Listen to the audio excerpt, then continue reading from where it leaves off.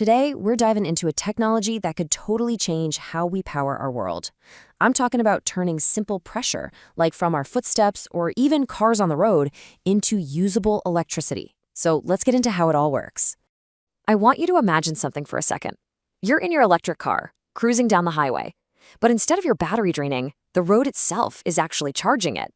No plugs, no pit stops, just pure, clean power coming from the motion of the car itself. It sounds like something straight out of science fiction, right? Well, it might be closer than you think. You see, this incredible idea isn't magic. It's a very real technology called piezoelectric energy harvesting. It's the science that promises to turn our world, our highways, our buildings, maybe even our own bodies, into these tiny, self-sustaining power plants. Okay, so how does this magic actually work? Let's pull back the curtain for a minute and really dig into the science that turns a simple squeeze into an electric spark. Well, the story starts way back in 1880 with the famous Curie brothers, Pierre and Jacques.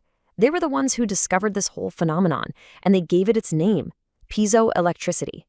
It comes from the Greek word piezin, which literally just means to squeeze. And honestly, that's the perfect description. It's power from a squeeze. So here's the core idea. The piezoelectric effect is a special property that only certain materials have.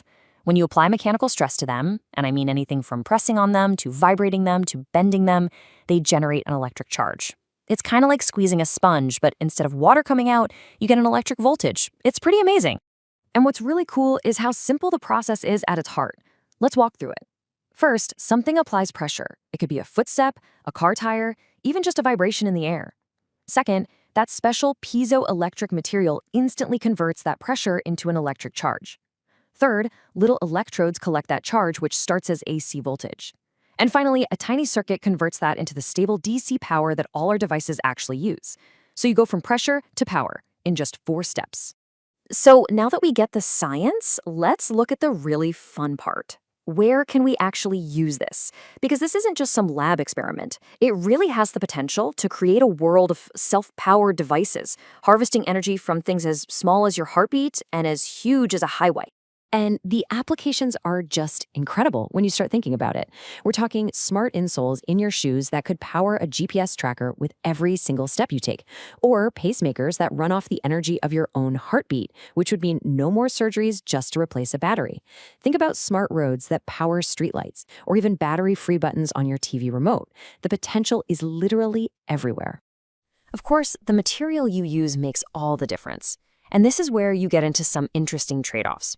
You've got ceramics like PZT, which are the real workhorses. Super efficient, but they contain toxic lead. Then on the flip side, you have polymers like PVDF. These are flexible, biocompatible, and perfect for wearables, but they're not quite as powerful.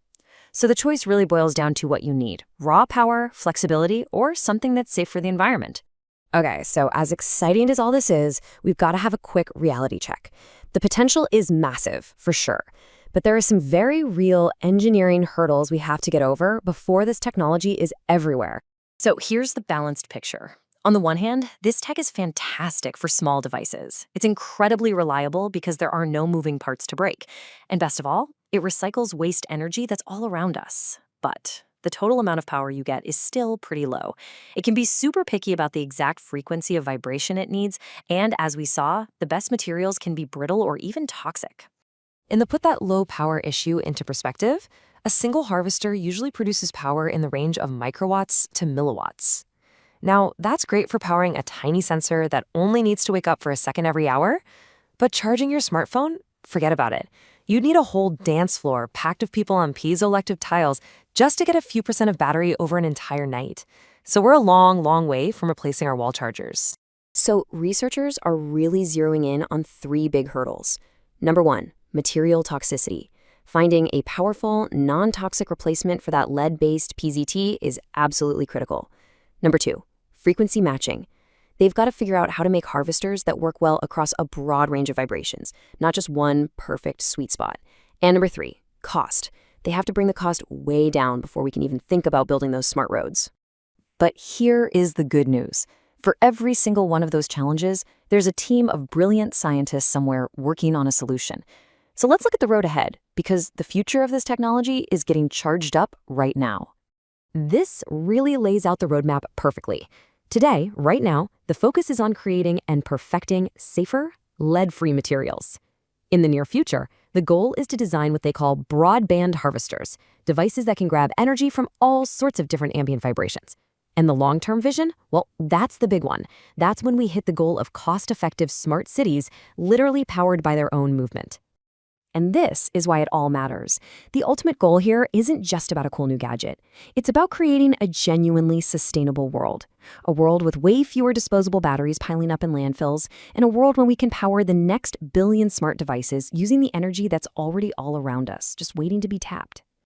So I'll leave you with this thought.